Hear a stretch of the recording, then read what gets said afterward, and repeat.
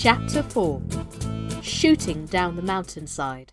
The next morning, the sun came out early as bright as ever, and then Peter appeared with the goats, and again the two children climbed up together to the high meadows, and so it went on day after day, till Heidi, passing her life thus among the grass and flowers, was burnt brown with the sun, and grew so strong and healthy that nothing ever ailed her. She was happy too, and lived from day to day as free and light-hearted as the little birds that make their home among the green forest trees. Then the autumn came, and the wind blew louder and stronger, and the grandfather would say sometimes, "Today you must stay at home, Heidi. A sudden gust of the wind would blow a little thing like you over the rocks into the valley below in a moment." Whenever Peter heard that he must go alone, he looked very unhappy, for he saw nothing but mishaps of all kinds ahead, and did not know how he should bear the long, dull day without Heidi. Then, too, there was the good meal he would miss, and besides that, the goats on these days were so naughty and obstinate that he had twice the usual trouble with them, for they had grown so accustomed to Heidi's presence that they would run in every direction and refuse to go on until she was with them. Heidi was never unhappy, for wherever she was, she found something to interest or amuse her.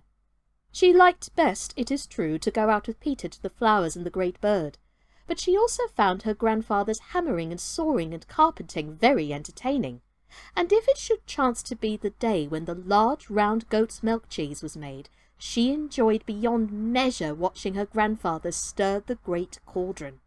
The thing which attracted her most, however, was the waving and roaring of the 3 old fir trees on these windy days. She would stand underneath them and look up, unable to tear herself away, looking and listening while they bowed and swayed and roared as the mighty wind rushed through them. There was no longer now the warm bright sun that had shone all through the summer, so Heidi went to the cupboard and got out her shoes and stockings and dress. Then it grew very cold, and Peter would come up early in the morning, blowing on his fingers to keep them warm.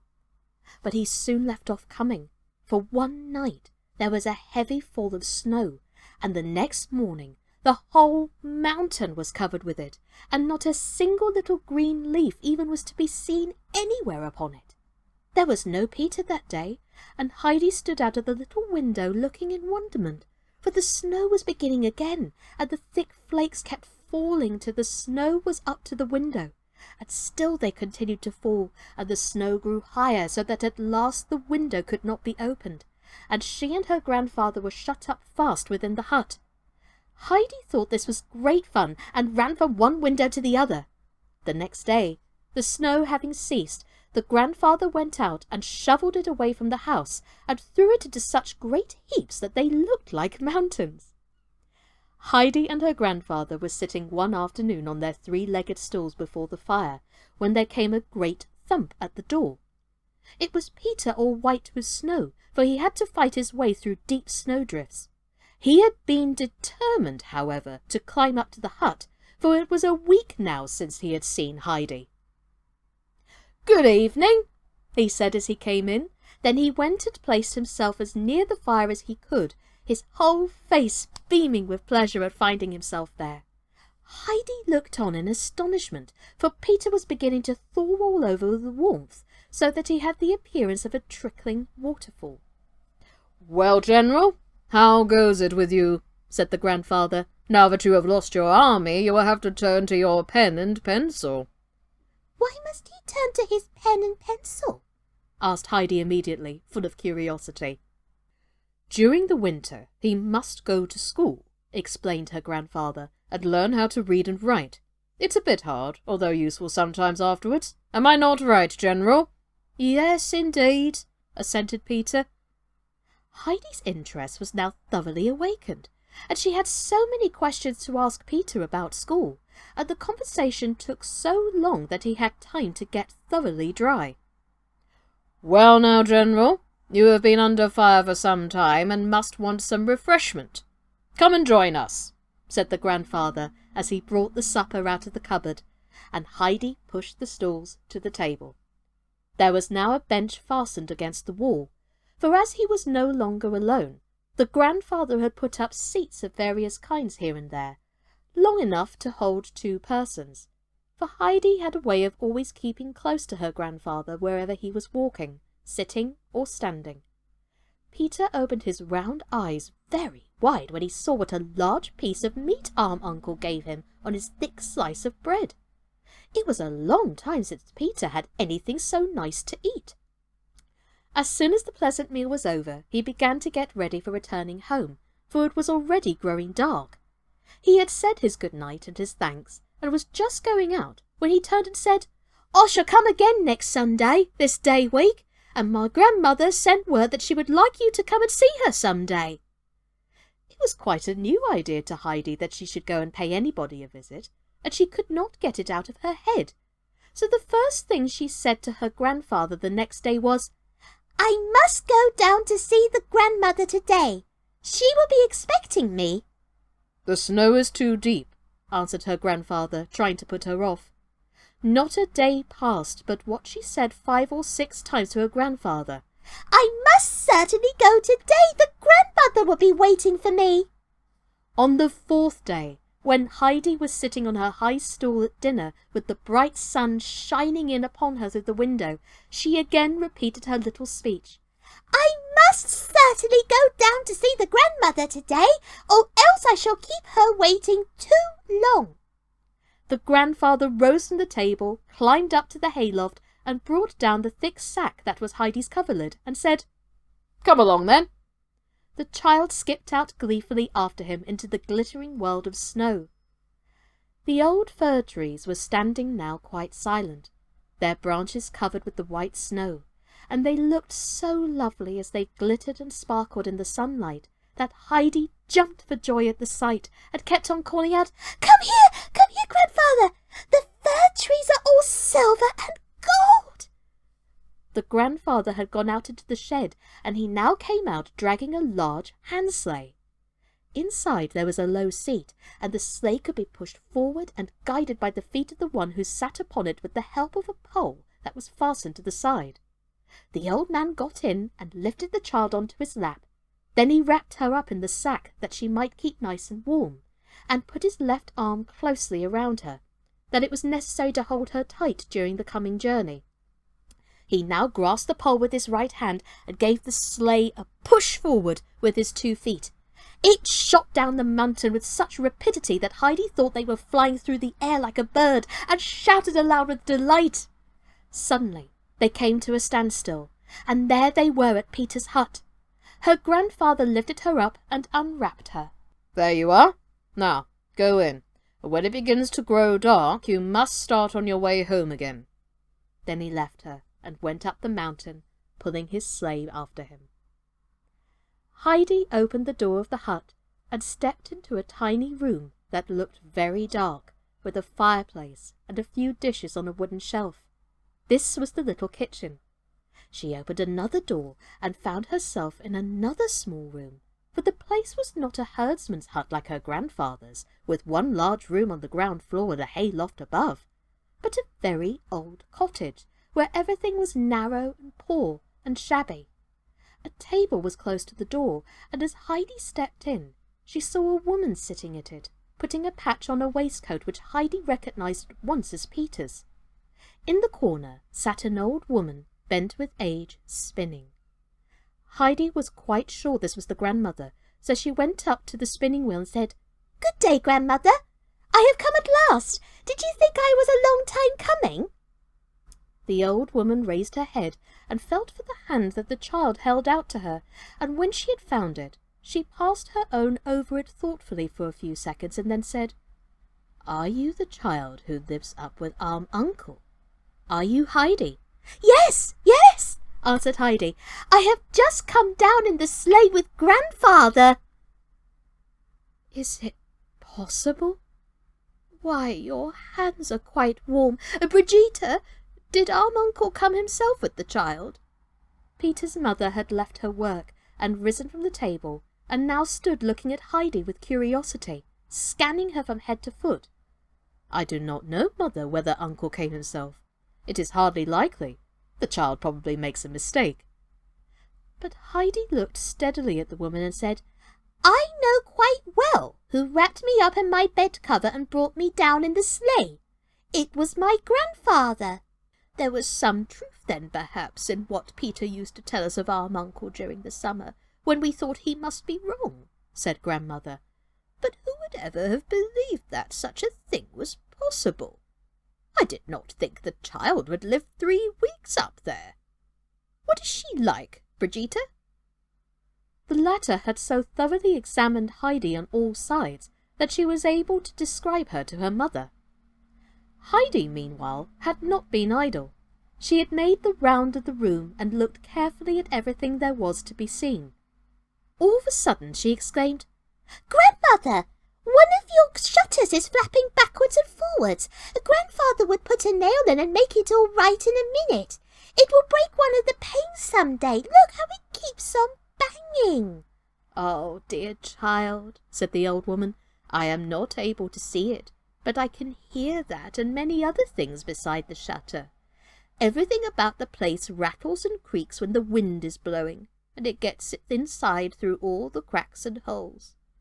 The house is going to pieces, and in the night, when the 2 others are asleep, I often lie awake in fear and trembling, thinking the whole place will give way and fall and kill us. And there is not a creature to mend anything for us, for Peter does not understand such work. But why can you not see, Grandmother, that the shutter is loose? Look, there it goes again, see? That one there. And Heidi pointed to that particular shutter. Alas, child, I can see nothing. Nothing, said the grandmother in a voice of lamentation. But if I were to go outside and put back the shutter so that you had more light, then you could see, Grandmother? No, no, not even then. No one can make it light for me again. But if you were to go outside among all the white snow, then surely you would find it light. Just come with me, Grandmother, and I will show you. Heidi took hold of the old woman's hand to lead her along, for she was beginning to feel quite distressed at the thought of her being without light. Oh, let me be, dear child. It is always dark for me now, whether in snow or sun. It will never be light for me again on earth, never. At these words Heidi broke into loud crying. In her distress she kept on sobbing out, Who can make it light for you again? Can no one do it? Isn't there anyone who can do it? The grandmother now tried to comfort the child, but it was not easy to quiet her. Heidi did not often weep, but when she did, she could not get over her trouble for a long while. At last, the old woman said, Dear Heidi, you cannot think how glad I am to hear a kind word when I can no longer see, and it is such a pleasure to me to listen to you while you talk. Come and sit beside me. Tell me what you do up there and how grandfather occupies himself.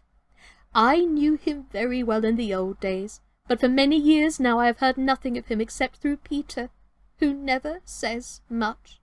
This was a new and happy idea to Heidi. She quickly dried her tears and said, in a comforting voice, Wait, Grandmother, till I have told Grandfather everything. He will make it light for you again, I am sure, and will do something so that the house will not fall. He will put everything right for you.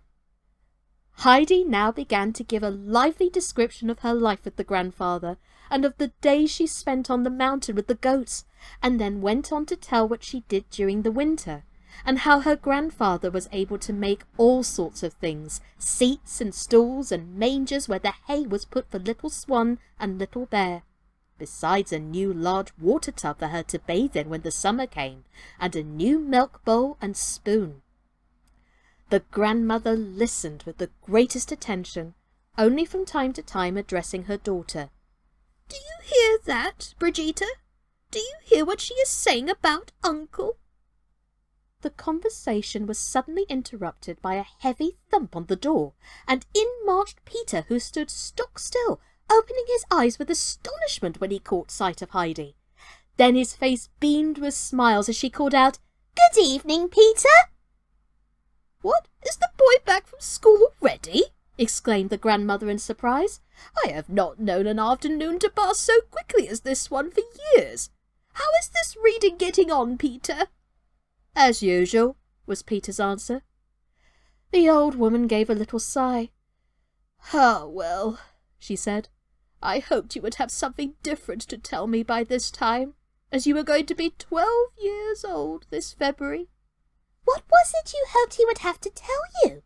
asked Heidi, interested in all the grandmother said.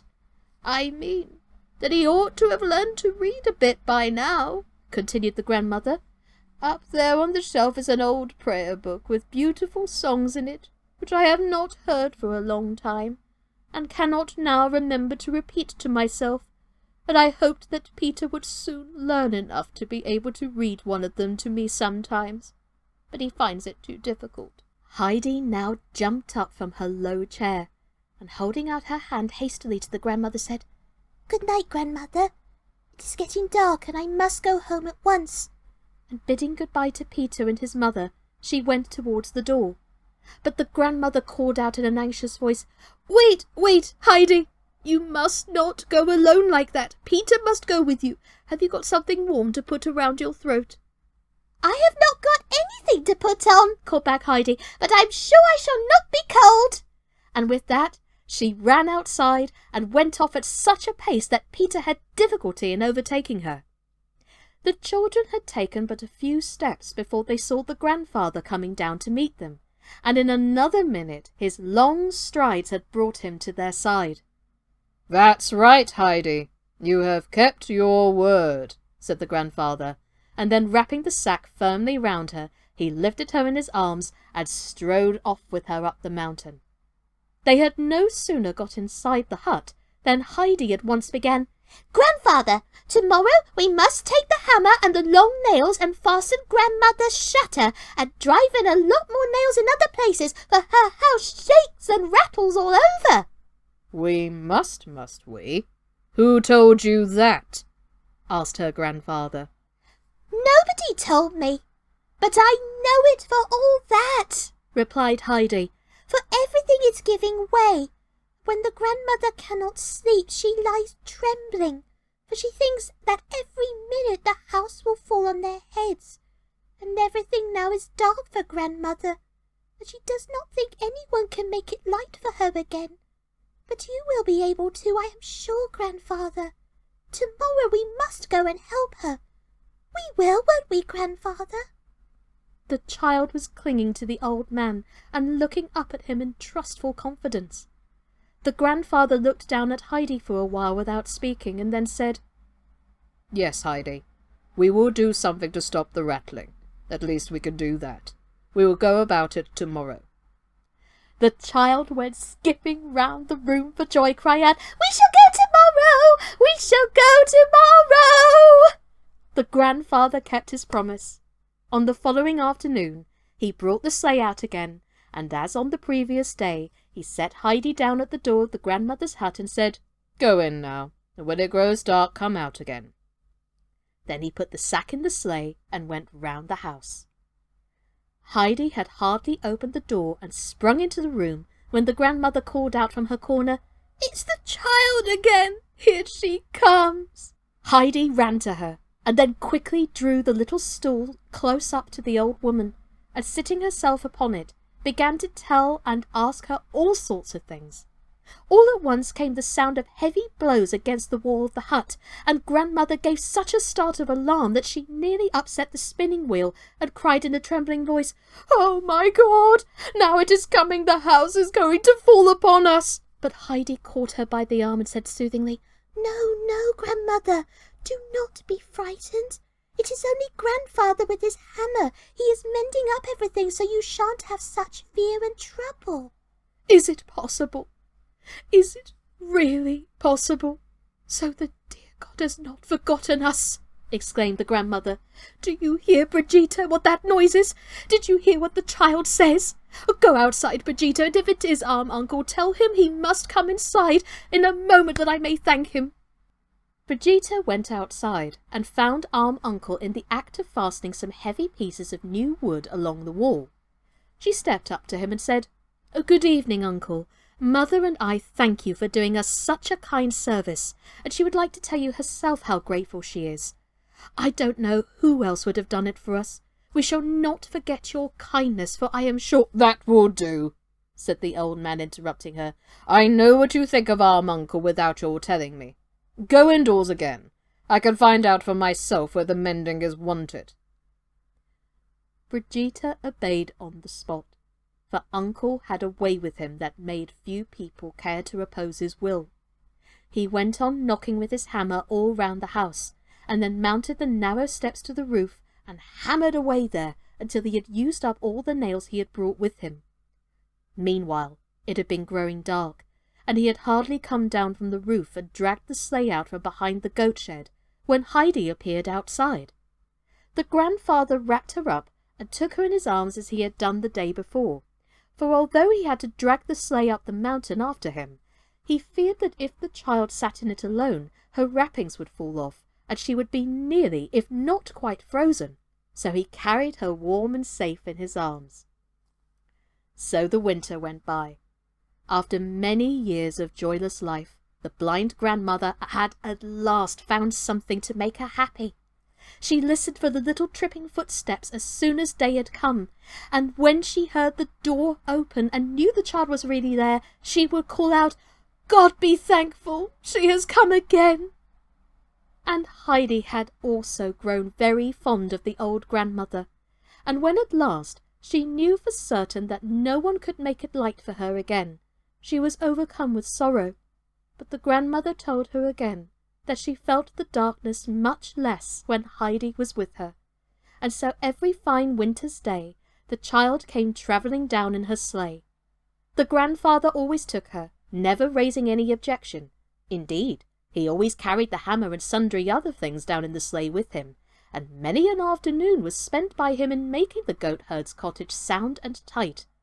It no longer groaned and rattled the whole night through, and the grandmother, who for many winters had not been able to sleep in peace as she did now, said that she should never forget what the uncle had done for her. And too right too, that was chapter 4 of Heidi by Johanna Spyri.